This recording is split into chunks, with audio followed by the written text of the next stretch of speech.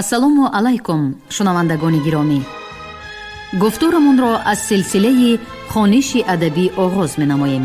ба таваҷҷӯҳи шумо бозгӯи китоби асосгузори сулҳу ваҳдати миллӣ, пешвои миллат, президенти ҷумҳурии тоҷикистон муҳтарам Эмомалӣ Раҳмон, чеҳраҳои мондагор. ровӣ Ализода Абдурашид Хоҷанқул. гуфтури 46.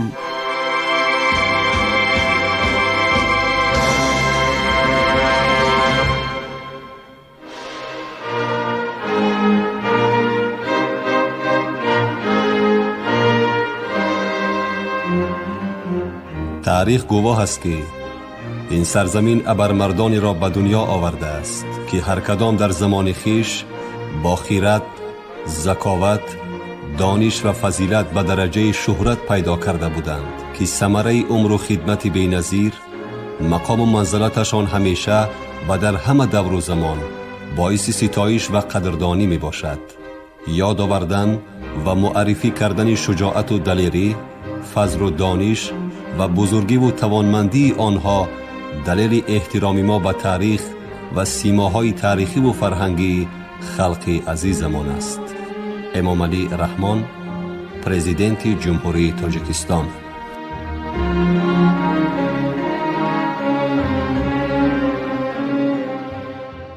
عبدالرحمن جامی، پیشوای حوزه علم و ادب ماوراءالنهر و خراسان. هر وقتی که سالگرد شخصیت‌های سرشناس ملت را جشن گرفتنی می‌شویم، از خود سوال می‌کنم که بزرگی و محبوبیت آنها در چیست؟ امروز در سیمای مولانا جامی به این سوال به آسانی می‌توان پاسخ گفت.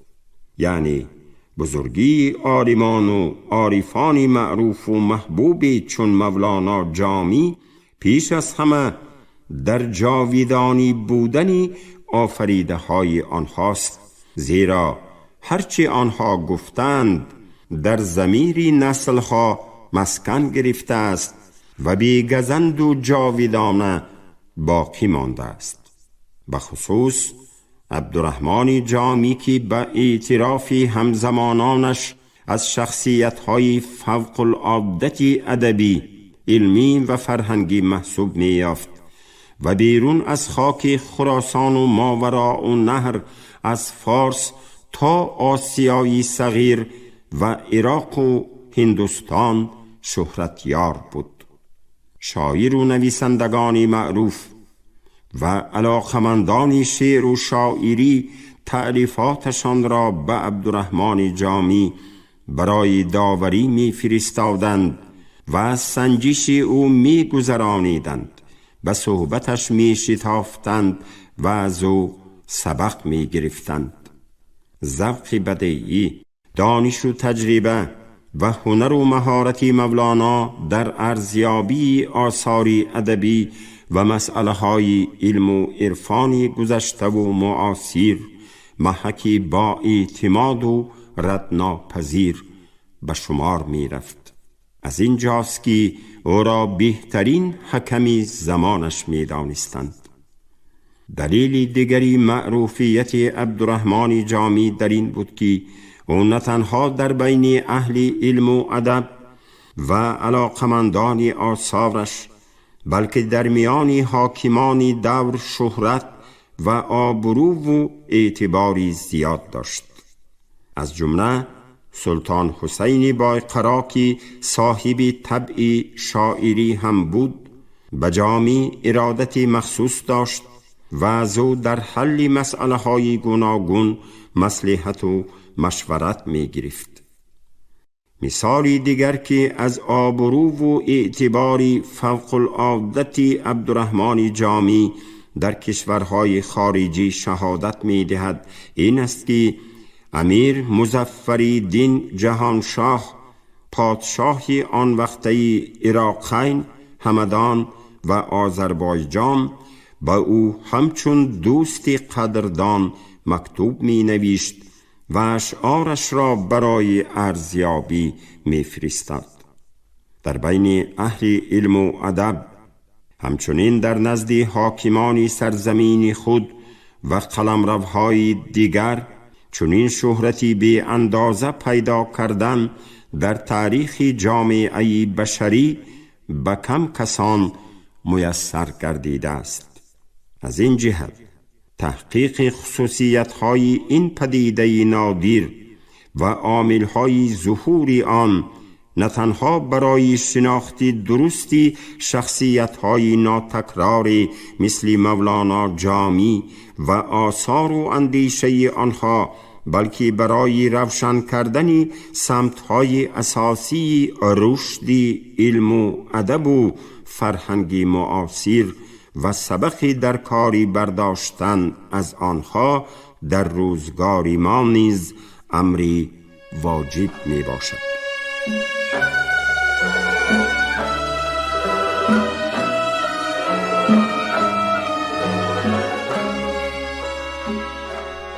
مولانا جامی در محیط ادبی، هنری، فرهنگی و علمی و اجتماعی هرات، یکی از مرکزهای قدیمی و نامداری مردمی آریایی تبار زندگی و ایجاد کرده است. در آن دوران در مدرسه های این شهری باستانی موافق معلومات سرچشمه های تاریخی تا 11,000 نفر طالب علمان مشغول تحصیل بوده. عالمان و مدرسان نامدار به آنها سبق علم و عرفان می دادند. طبیعی است که چنین محیطی سازگاری ادبی و علمی و فرهنگی و هنری برای ظهور و رشد و کمال شخصیتی فوق العاده چون شاعر، عالم و عارف برجسته عبدالرحمن جامی مساعدت نموده است. یکی از عامل‌های دیگری ظهور عالم و شاعر نادر مثل عبدالرحمن جامی بی‌شبهه وابسته به شخصیتی فوق العاده او می باشد. نخستین رساله علمی مولانا شرح به کتاب دانشمندی معروف زمانش قاضی زاده رومی در علم هیئت یا نجوم بود که آن وقت مؤلف اندکی بیشتر از 20 سال داشت. رابطه علمی و مکاتبات دوستانه‌ای که میان عالم زبردست و صاحب کلام چون قاضی زاده رومی، همکار و همصفی اولوغبیک در سمرقند و یک جوان تاجیکی هراتی عبدالرحمن جامی برقرار گردیده بود، خود گواه آن است که او در واقع صاحب استعداد و دانش غیر عادی بوده است. قاضی زاده رومی برداشتش را از شخصیت عبدالرحمن جامی چنین به قلم داده است: تا بنای سمرقند است، هرگیز به جودت طبع و قوت تصرف این جوان کس از آب آمویه بدین جانب عبور نکرده.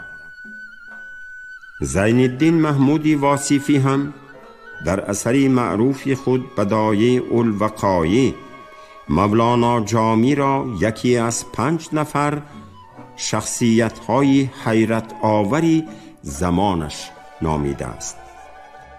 عامل دیگری معروفیت مولانا جامی به فعالیت علمی و ادبی به غایت گسترده او در ساحه‌های مختلف علم از جمله زبان شناسی، ادبیات شناسی، موسیقی، عرفان، شرح نویسی و نوع‌های گوناگون ادبی، نظم و نثر، قصیده و مثنوی، غزل و رباعی و مانند اینها علاقمند می باشد.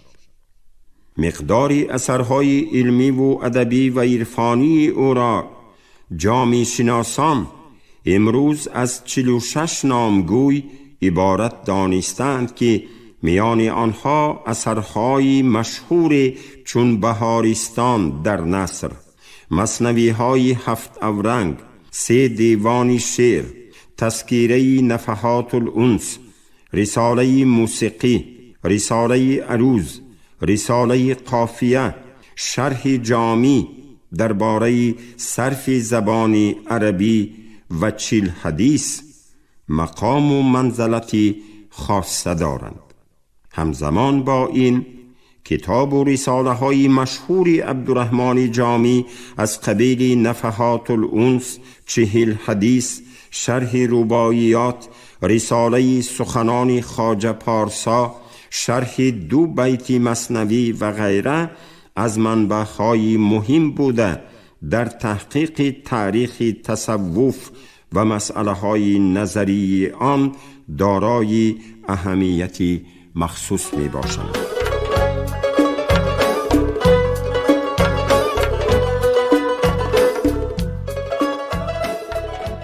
عامل سیوم شهرت بی اندازه عبدالرحمن جامی در میان خاص و عام دور اهل علم و ادب و عرفان خراسان و ماوراء النهر از آن عبارت است که او در 40 سالگیش به طریقت معروف نقشبندی رو آورده با یکی از پیشوایان نامدار آن خواجه احراری ولی قرابت پیدا می کند و عارف نامی سعدالدین قاشقری را مرشد خود انتخاب می نماید. به طریقت نقشبندیه که یک شاخه آرامی تصوف بوده، با اسلام رسمی مخصوصاً مذهب حنفی آن موافقت زیاد دارد. گرویدن شخصیتی فوق العاده ادبی، علمی و عرفانی مثل عبدالرحمن جامی هیچگاه تصادفی نبود. با عالم احساس و اندیشه های او شعارهای اساسی پیروان این طریقت از جمله بظاهر به خلق و به باطن با حق، دل به یار و دست به کار بسیار نزدیک بود. سخنهای مشهور مولانا درباره بی‌معنی بودن نزاع شیعه و سنی از همین جا منشأ می‌گیرند و این یک واکنش عاقلانه و آشکارا به مقابل گروهی از متعصبان بود که زیر پرده دین مبین اسلام از روی تعصب و جهل در بین نمایندگان رویه‌های گوناگون دینی آتش نزاع را دامن می‌زدند. عبدالرحمن جامی همچون شاعر، دانشمند و عارف نامی غیر منطقی و بی اساس و دلیل بودن نظری چنین شیخان و فقیهانی متعصبی دور را با دلیل‌های منطقی و شرعی اثبات نموده به همه چیز از روی عقل و دانش و رعایت حد اعتدال می نگریست و از همین دیدگاه بها می داد. بزرگی شخصیت مولانا جامی و استعدادی کم نظیر او پیش از همه و بیش از همه در اثرهای ادبی او ظهور نموده است. بهارستان، 7 اورنگ و دیوان شاعر از جمله شاهکاری‌های ادبیات کلاسیکی تاجیکی فارسی می باشند و عبدالرحمن جامی با استعداد فوق العاده خویش در پایه سنت‌های عالی و جهان شمول ادبیات کلاسیکی تاجیک و فارس مکتب علمی و ادبی خویش را به وجود آورد. در این مکتب با نفوذ و فراگیر مهمترین عنعنه‌ها و ژانرهای ادبیات گذشته در زمینه غایه‌های حیات بخش و هنری بی‌نظیر مولانا جامی احیا گردیدند. از این سبب جامی شناسان تاجیک عصر 15 را عصر احیای شعر تاجیکی فارسی و جامی را بزرگترین ادیب احیاگر، پیشوای و سرپرستی حوزه علمی و ادبی ماوراء النهر و خراسان نامیدند. عبدالرحمن جامی پیشوای حوزه علم و ادب ماوراء النهر و خراسان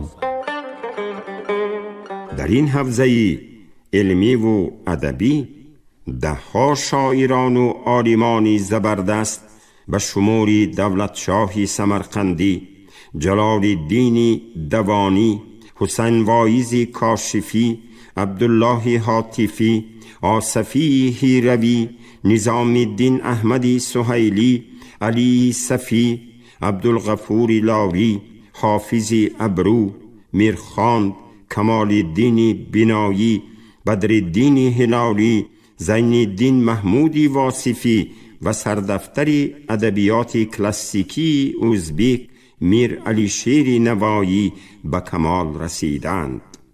دایر به این مسئله قابل ذکر مخصوص است که در میان دو شخصیت معروف ادبی و سیاسی آن دور، جامی و نوایی، رابطه صمیمانه استادی و شاگردی، دوستی و همکاری و دستگیری و پشتیبانی همدیگر برقرار بوده است.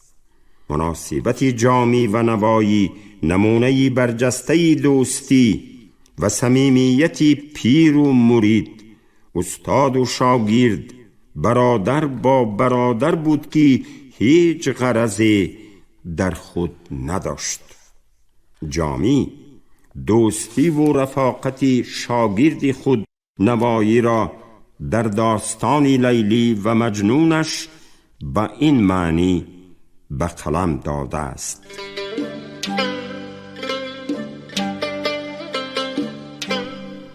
خاصکی به باغ آشنایی، بر شاخی وفا بود نوایی. بنا به گفته بابا جان غفورف که در شاه اثری او تاجیکان آمده است، سال 1492 یعنی وقتی که مولانا جامی وفات نمود، نوایی و دوستان او 1 سالی تمام عزاداری کردند. علی شیر نوایی در مرگ استاد بزرگوار و برادری جانیش عبدالرحمن جامی مرثیه جانسوزی می سراید که هنگام قرائت آن از زبان مولانا حسین وایزی کاشفی همه می گریند. مرثیه مذکور بی شبهه یکی از بهترین نمونه های شعر در ادبیات تاجیکی فارسی می باشد. نوایی از جمله در خطاب به روح پاک استاد و دوستی بزرگوار خود نوشته بود: تو برفتی و دل خلق جهان زار بماند، تا قیامت به فراق تو گرفتار بماند.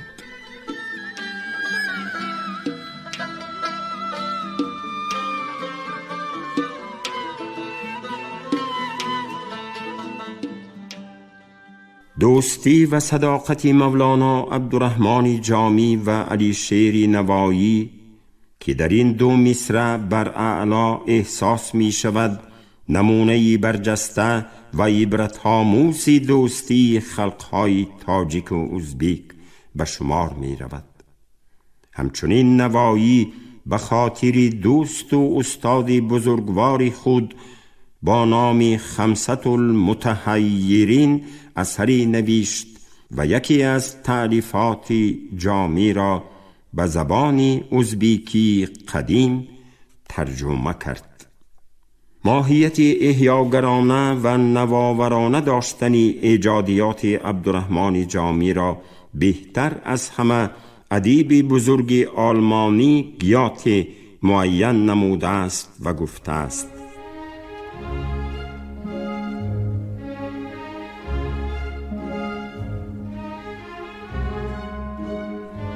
از بس که او تمام حسن و قبح آثار پیشگذشتگانش را مثل یک درزه به هم پیوسته آن را پیروی نمود، نو کرد و انکشاف داد و به طوری روشن آن همه را در خود تجسم نمود، به نسل‌های از پس او آینده راه دیگری نماند بجز آن که خود را پیروی او سازند، به شرط آن که سطح به دست آورده او را پست نکنند.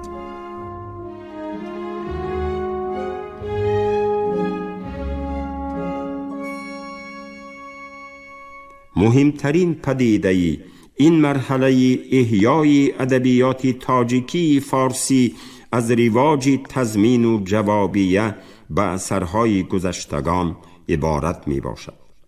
بنابراین هرگز تصادفی نیست که عبدالرحمن جامی همچون سر و سروری سخنوران عصر خویش به غزلهای سعدی، حافظ، خسروی دهلوی، حسن دهلوی و کمال خوجندی، قصیده های انوری، خاقانی و خسروی دهلوی، مثنوی های جلال الدین بلخی، خمسه نظامی و گلستان سعدی نوآورانه جواب گفته است.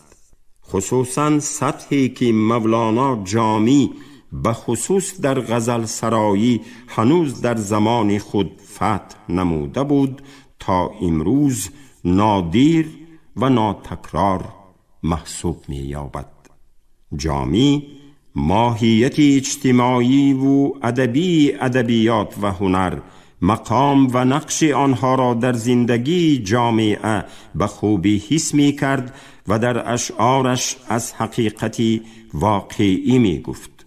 به گفت خودش او تنها از بحر مردم ایجاد می کرد و اثرهای علمی می نوشت، نه برای خود و به منفعت خویش.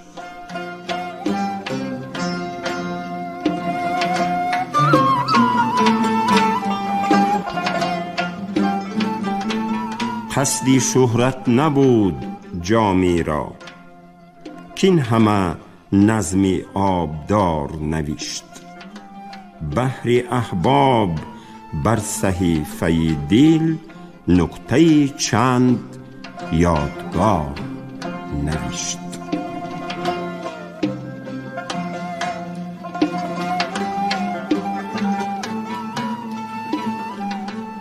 مولانا جامی ماهیتاً شخصیت معرفت پرور بوده. مقصد یگانه و اصلی او از ایجاد اثرهای ادبی و علمی سرشمارش مردم را با نور معرفت از جهل و جهالت رهانیدن و به سوی زندگی آرام و آسوده و روزگاری خوش راهنمایی کردن است. قهرمان اثرهای جامی شخصی با معرفت و صاحب خرد، هنرمند و همت بلند و عدالت پرور و آزاداندیش بوده. کتاب را در جهان بهترین یار و مونس و غمخوار خود می داند.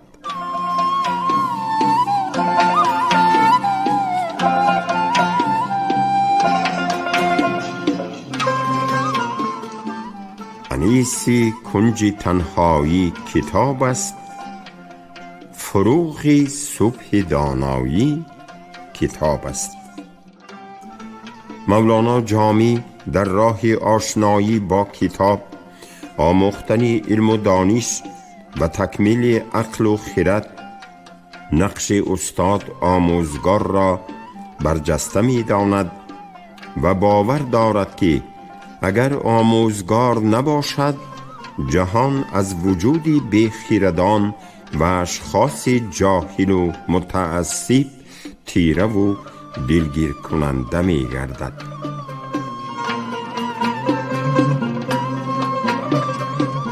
اگر در جهان نبود آموزگار، شود تیره از بی‌خرد روزگار.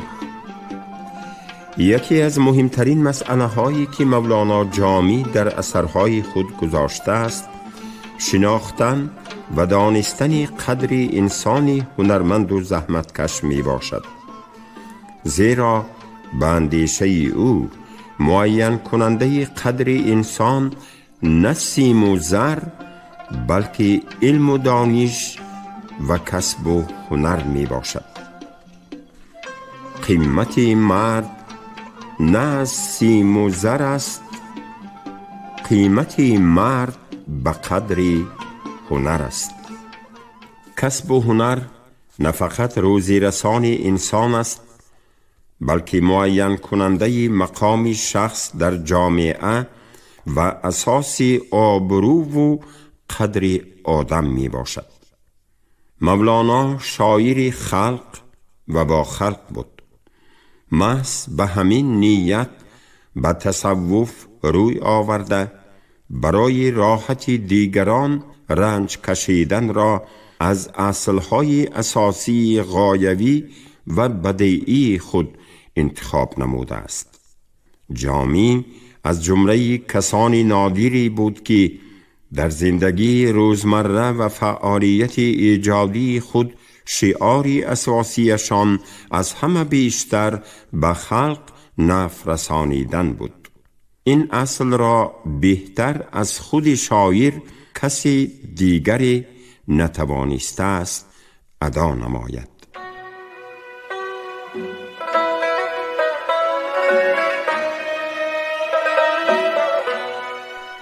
ای که پرسی که بهترین کس کیست، گویم از قول بهترین کسان، بهترین کس کسی بود که ز خلق بیش باشد به خلق نفع رسان.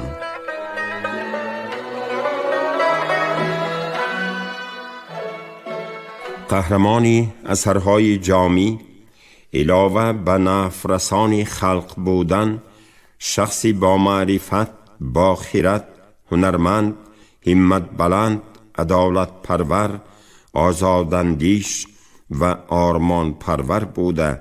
کتاب را در جهان بهترین یار و مونس و غمخوار و استاد بیمزد و منت خود می داند و باور دارد که اگر آموزگار نباشد، جهان از بیخیردان تیره خواهد گشت.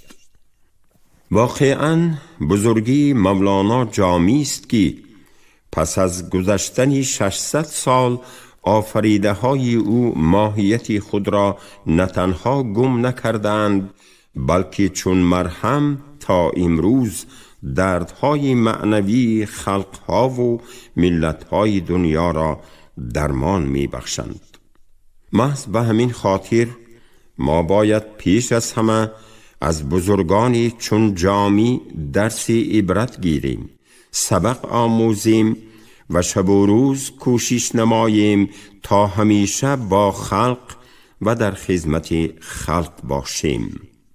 مولانا جامی نیز با تأکید آبروی و اعتبار آدمان را در زندگی، در علم و دانش و هنرمندی و با معرفتی می داند، نه در صاحب سیم و زر بودن آنها. به تعبیر مولانا، شخصی که صاحب علم و هنر است هیچگاه پیش جاهلان و ظالمان سرخم نخواهد کرد. وی به دندان رخنه در پولاد کردن و به پیلکی دیده آتش پاره چیدن را از کشیدن باری منتی پست فطرتان اولاتر می داند. عبدالرحمن جامی، پیشوای حوزه علم و ادب ماوراءالنهر و خراسان. شما گفتاری 46 رو از روی کتابی اساسگذار صلح و وحدت ملی، پیشوای ملت، پرزیدنت جمهوری تاجیکستان محترم امام علی رحمان چهره‌های ماندگار در قرائت راوی علیزاده عبدالرشید خوجمقل شنیدید. کارگردان شیرعلی نغزلی، منظم آواز کریم طالبوف. پایان گفتار از سلسله خوانشی ادبی.